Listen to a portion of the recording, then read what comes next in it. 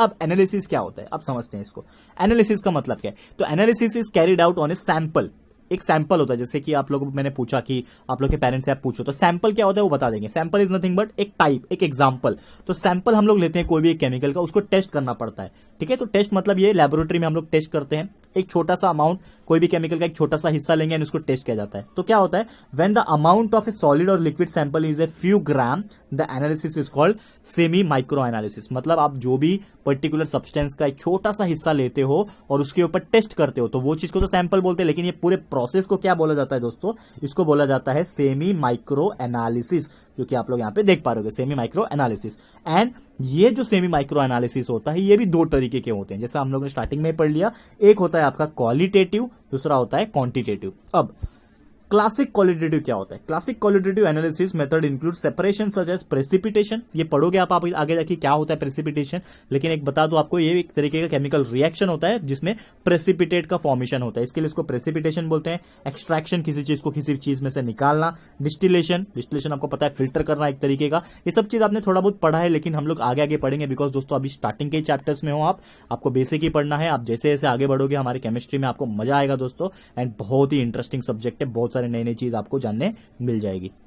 Okay, identification में be based on differences in colour. अब ये भी जो भी आइडेंटिफिकेशन है कि एक केमिकल को दूसरे केमिकल से कैसे पहचाना जाए, कोई एक केमिकल सब्सटेंस को दूसरे केमिकल सब्सटेंस से कैसे पहचाना जाए, तो ये जो भी चीज का आइडेंटिफिकेशन होता है दोस्तों, वो किसके आधार पे होता है? या तो कलर से आप पहचान सकते हो, कोई एक केमिकल आपका व्हाइट कलर का होगा, कोई पिंक कलर का हो सकता है, मतलब अलग अलग कलर्स होते हैं, तो आप कलर से पहचान सकते हो, या तो ऑर्डर से पहचान सकते हो, महक जिसको बोलते हैं, खुशबू जिसको बोलते हैं, ठीक है। तो हर एक केमिकल्स का एक अलग अलग फ्लेवर होता है, खुशबू होती है, तो हम लोग उससे पहचान सकते हैं। मेल्टिंग पॉइंट होता है, किस तापमान पे, किस टेम्परेचर पे वो पिघलता है, मेल्टिंग पॉइंट बोलते हैं। बॉइलिंग पॉइंट होता है, किस टेम्परेचर पे वो बॉइल होता है, उसको बॉइलिंग पॉइंट बोलते हैं। एंड रिएक्टिविटी, वो कैसे रिएक्ट करता है टू द अदर मटेरियल, जैसे कि आपने ये 10th स्टैंडर्ड में पढ़ा होगा, रिएक्टिविटी वगैरह क्या होता है। तो ये सब चीज का हम लोग ने डिस्कशन ऑलरेडी किया हुआ है 10th स्टैंडर्ड में, लेकिन मैं आपको बता रहा हूं कि ये आधार पे हम लोग क्या कर सकते हैं, वो केमिकल्स को आइडेंटिफाई कर सकते हैं। And the classical quantitative method consist of, अभी क्लासिकल क्वांटिटेटिव में क्या होता है, ये तो आपने क्वालिटेटिव पढ़ लिया,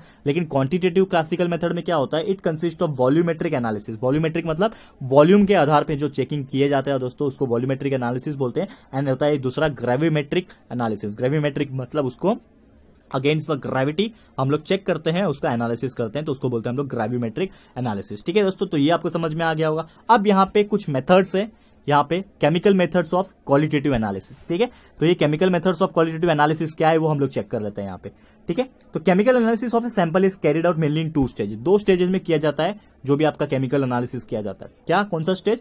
bye the dry method in which the sample under test is not dissolve, and the wet method in which the sample under test is first dissolve and then analyse. मतलब 2 मेथड क्या है, एक dry method है, आपको सीधा सीधा मैं shortcut बता दूं अगर, तो केमिकल एनालिसिस 2 तरीके से किया जाता है, एक होता है ड्राई मेथड, दूसरा होता है वेट मेथड। तो ड्राई मेथड में क्या होता है कि सैंपल जो होता है ना, वो डिसॉल्व नहीं किया जाता है, मतलब पानी से नहीं मिलाया जाता है, डिसॉल्व नहीं किया जाता है, उसको डायरेक्टली टेस्ट किया जाता है। एंड वेट मेथड में सबसे पहले उसको डिसॉल्व करते हैं, मतलब सबसे पहले उसको वाटर में डिसॉल्व किया जाता है या फिर कोई और सॉल्वेंट में डिसॉल्व किया जाता है, एंड देन उसको एनालाइज किया जाता है, टेस्ट किया जाता है उसका केमिकल कंपोजिशन डिटरमाइन करने में, ठीक है। सबसे ज्यादा जो यूज होने वाला प्रोसेस है वो ड्राई मेथड है। तो dry method is usually use as preliminary test, मतलब सबसे पहले जो टेस्ट किया जाता है वो ड्राई टेस्ट के फॉर्म में ही टेस्ट किया जाता है, प्रीलिमिनरी टेस्ट हम लोग बोलते हैं इसके अंदर, क्वांटिटेटिव एनालिसिस के अंदर। अब यहां पे बढ़ते हैं हम लोग आगे। Semi micro qualitative analysis is carried out using apparatus. अब ये जो सेमी माइक्रो क्वालिटेटिव एनालिसिस है वो करने के लिए भी हम लोग को कुछ इंस्ट्रूमेंट की जरूरत पड़ेगी। तो ये जो इंस्ट्रूमेंट्स होते हैं दोस्तों, वो होता है यहाँ पे आप देख सकते हो apparatus such as test tube. ये भी आपने अपने लैबोरेटरी अगर आप गए होगे अपने स्कूल में, कॉलेजेस में, तो आपको पता होगा कि टेस्ट ट्यूब्स जो होता है, बीकर होता है, इवापोरेटिंग डिश होता है, क्रूसिबल होता है, फिर आप देख सकते हो यहाँ पे स्पॉट प्लेट होता है, ठीक है, वॉच ग्लास होता है, वायर गेज होता है, वाटर होता है, bath burner, blow pipe. There are lots of instrument और वी कैन से एपैरेटस जिसका हम लोग इस्तेमाल करते हैं वगैरह अलग अलग टाइप के टेस्टिंग करने के लिए लैबोरेटरी में। तो ये सब चीज आपने देखा होगा, एंड होपफुली आप जब एडमिशन ले लोगे 11th में, अभी तक तो आपका रिजल्ट भी नहीं आया 10th स्टैंडर्ड का, लेकिन जैसे आप आगे जब पढ़ोगे दोस्तों तो ट्रस्ट में आपको बहुत मजा आएगा, क्योंकि केमिस्ट्री एक ऐसा सब्जेक्ट है ना दोस्तों, आपको इंटरेस्ट जगा देता है, आप लोग को नई नई चीज फाइंड करने के लिए कोशिश करता है, तो आप लोग को खुद मजा आने लगेगा आप लोग जब एक्सपेरिमेंट लैबोरेटरी में करोगे तो। ठीक है दोस्तों, तो वो तो बात की बात है, टाइम लगेगा हम लोग को वापस से नॉर्मल होने में, कॉलेजेस जाने में, तो तब तक के लिए आप यहीं से थोड़ा बहुत नॉलेज जो है दोस्तों यहाँ पे मैं देने की कोशिश कर रहा हूं, तो प्लीज गेन कर लीजिए दोस्तों। ठीक है, तो qualitative analysis of organic and inorganic compounds involve different types of test. अब यहाँ पे जो क्वालिटेटिव एनालिसिस है ये या तो ऑर्गेनिक हो सकता है, ऑर्गेनिक, या तो इनऑर्गेनिक हो सकता है, लेकिन डिफरेंट टाइप्स ऑफ टेस्ट इसके अंदर इन्वॉल्व होते हैं, अलग अलग टाइप के टेस्ट इन्वॉल्व होते हैं। And the majority of organic compounds are compose of a relatively small number of elements. ठीक है, मतलब जितने भी इसके अंदर ऑर्गेनिक कंपाउंड होते हैं तो हम लोग नॉर्मली क्या करते हैं, एक स्मॉल क्वांटिटी ऑफ नंबर लेते हैं, स्मॉल नंबर ऑफ एलिमेंट्स लेते हैं। तो सबसे ज्यादा जो यूज किया जाता है आप देख सकते हो, द मोस्ट इंपॉर्टेंट वंस, कौन कौन से सबसे ज्यादा इस्तेमाल किया जाने वाले एलिमेंट्स है, जैसे कि आपको देख सकते हो यहाँ पे कार्बन सबसे ज्यादा यूज होने वाला है। कार्बन इज यूनिवर्सल एलिमेंट है, आपको पता ही है कि हर चीज में कार्बन का रिएक्शन हो पाता है। तो carbon, hydrogen, oxygen, nitrogen, sulphur, halogens, halogens में आपके क्लोरीन, ब्रोमीन, आयोडीन, एस्टाटाइन, ये सभी एलिमेंट्स आ जाते हैं, और फॉस्फोरस। तो ये जितने भी एलिमेंट्स मैंने यहाँ पे बोले ये सभी चीज बहुत ज्यादा इंपॉर्टेंट है, सभी एलिमेंट बहुत ज्यादा इंपॉर्टेंट है, बिकॉज इन्हीं का रिएक्शन सबसे ज्यादा होता है as per the chemical analytical chemistry.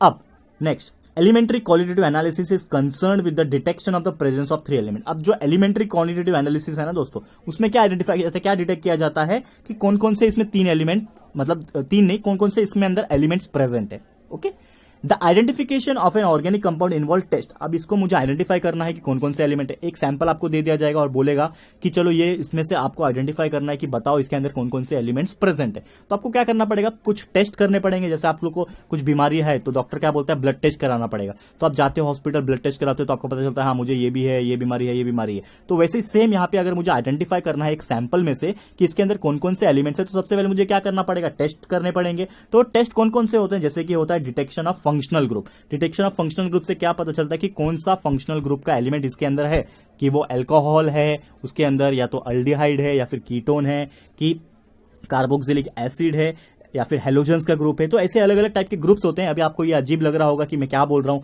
Halogen बोल रहा हूँ, अल्कोहल बोल रहा हूँ, ये सब क्या बोल रहा हूँ, लेकिन दोस्तों ट्रस्ट में अभी आपको ये सब चीज नहीं पता है, लेकिन धीरे धीरे आपको पता चल जाएगा कि ये सब क्या होते हैं, अलग अलग कंपाउंड्स होते हैं, इनको नाम दिया जाता है। जैसे जैसे आगे बढ़ोगे आपको सब क्लियर होता जाएगा, लेकिन आपको बस अभी थोड़ा पेशेंस बना के रखना है, बिकॉज आप लोग अभी स्टार्ट पढ़ रहे हो, तो स्टार्टिंग में थोड़ा सा डिफिकल्टी आते हो। आप 10th से 11th स्टैंडर्ड में आए हो, पूरा कंसेप्ट यहाँ पे चेंज हुआ है 10th से कंपैरिजन में, तो थोड़ा सा टाइम लगेगा दोस्तों। पेशेंस रखो एंड मेरे पे भरोसा रखो, आपको सब चीज में क्लियर करवा के दे दूंगा दोस्तों, तो टेंशन बिल्कुल नहीं लेने का। ओके, आगे बढ़ते हैं। फंक्शनल ग्रुप, जैसे मैंने बोला डिटर्मिनेशन ऑफ मेल्टिंग पॉइंट, वो जो एलिमेंट्स है उसका मेल्टिंग पॉइंट क्या है, बॉइलिंग पॉइंट क्या है, ये सभी चीज पता लगाते हैं। And the qualitative analysis of simple inorganic compounds involve detection and confirmation of cationic and anionic species. मतलब इसके अंदर क्या है, एनालिसिस करते हैं हम लोग कि ये भी चेक किया जाता है, ये भी डिटेक्ट किया जाता है कि उसके अंदर कौन सा cation and anion species present है, जिसको हम लोग क्या बोलते हैं, बेसिक एंड एसिडिक रेडिकल, कि वो बेसिक इन नेचर है या फिर एसिडिक इन नेचर है। ये सभी चीज जो है वो देखा जाता है किसके अंदर, ये आपका पार्ट जो है आपका qualitative chemical methods of qualitative analysis का। तो ये हो गया chemical method of qualitative analysis. वैसे एक और मेथड है जिसका नाम है chemical method of quantitative analysis. ठीक है, तो क्वालिटेटिव पढ़ लिया केमिकल मेथड का, आप क्वांटिटेटिव भी पढ़ लेते हैं, और यहाँ पे हम लोग इसको पढ़ के स्टॉप कर लेंगे दोस्तों। ठीक है, आज के लिए तो यहाँ पे मैं बता दूं आपको कि quantitative analysis of organic compound, इसमें क्या क्या आ जाता है, बहुत सारे मेथड आ जाते हैं। It involves various method such as, कौन कौन सा, determination of percentage constituents of element. अब जैसे कि मैंने बोला कि एक सैंपल है, उसके अंदर बहुत सारे अलग अलग एलिमेंट्स प्रेजेंट है। अब जो जो एलिमेंट्स प्रेजेंट है वो कितना परसेंटेज में प्रेजेंट है, जैसे कि फॉर एग्जांपल मैं बात करूं, अगर एक मेरे पास सैंपल लिया, उसमें कार्बन प्रेजेंट है, हाइड्रोजन प्रेजेंट है, ऑक्सीजन प्रेजेंट है, 3 अलग अलग एलिमेंट प्रेजेंट है। लेकिन ये तीनों अलग अलग एलिमेंट्स का कितना कंस्टिट्यूएंट्स प्रेजेंट है, मतलब प्रपोर्शन कितना है, परसेंटेज कितना है, कि कार्बन कितना परसेंट प्रेजेंट है, हाइड्रोजन कितना परसेंट प्रेजेंट है, ऑक्सीजन कितना परसेंट प्रेजेंट है, ये सभी चीज का जो प्रोसेस जो पता लगाता है, जो मेथड पता लगाता है दोस्तों, वो है हमारा determination of percentage constituent element. ये हम लोग का मेथड से पता चलता है कि कितना परसेंटेज ऑफ एलिमेंट इसके अंदर प्रेजेंट है। ओके, अब आगे बढ़ते हैं। यहाँ पे क्या बोला है, second point, the concentration of A known compound is a given sample. अब ये भी पता चलता है कि कितना कंपाउंड, जो भी कंपाउंड उसके अंदर प्रेजेंट है, उसका कॉन्सेंट्रेशन कितना है। कॉन्सेंट्रेशन का मतलब क्या होता है, the amount of solute dissolve in a solvent. एक कोई लिक्विड है, सॉल्वेंट है, उसके अंदर कितना अमाउंट ऑफ सॉल्यूट, ठीक है, सॉलिड ऑब्जेक्ट उसके अंदर प्रेजेंट है, तो वो हम लोग को बताता है उसका कॉन्सेंट्रेशन। तो कॉन्सेंट्रेशन कितना प्रेजेंट है ये भी हम लोग को बताता है, तो उसके लिए हम लोग ये सेकंड मेथड फॉलो करेंगे। अब उसके बाद क्या करेंगे, ठीक है, आगे देख सकते हो आप, डिकम्पोजिशन रिएक्शन है। ठीक है, quantitative analysis of simple inorganic compounds involve method. अब कौन कौन सा मेथड है इसके अंदर? सिंपल इनऑर्गेनिक कंपाउंड के लिए कौन कौन सा मेथड है? डिकम्पोजिशन रिएक्शन है, जिसमें हम लोग ग्रेविमेट्रिक एनालिसिस करते हैं, मैंने आपको बताया था क्या होता है ये। फिर the progress of reaction between two solution till it's completion. अब कुछ रिएक्शन करवाया जाता है, इसमें दो सॉल्यूशन है अगर, तो उसके बीच में क्या करवाया जाता है? रिएक्शन करवाया जाता है। जैसे कि वो रिएक्शन कैसे कराएंगे? टाइट्रोमेट्रिक और वॉल्यूमेट्रिक एनालिसिस। तो टाइट्रेशन किया जाता है।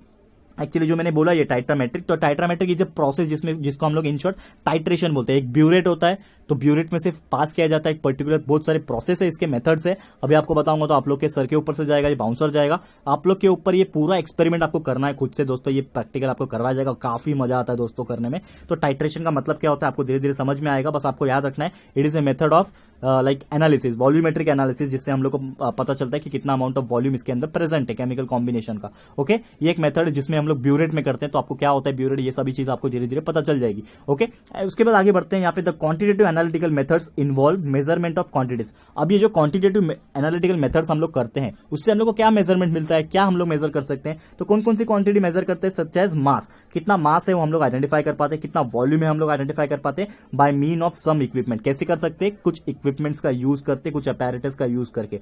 सच एज कौन कौन से अपैरेटस है? जैसे कि वेइंग मशीन एंड ब्यूरेट, जैसे मैंने आपको एग्जांपल बताया ब्यूरेट का, तो हम लोग ब्यूरेट का इस्तेमाल करते हैं, और साथ में जो वेइंग मशीन है, वजन काटा जिसको बोलते हैं, पर वो डिजिटल होता है दोस्तों, वो थोड़ा एक्यूरेट हम लोग को रीडिंग बताता है। तो इसका इस्तेमाल करके हम लोग ये जो क्वांटिटेटिव एनालिसिस मेथड है हम लोग ये फॉलो कर पाते दोस्तों। तो आई होप दोस्तों ये वाला पार्ट आपको समझ में आ गया होगा। आज हम लोग यहीं पे स्टॉप करने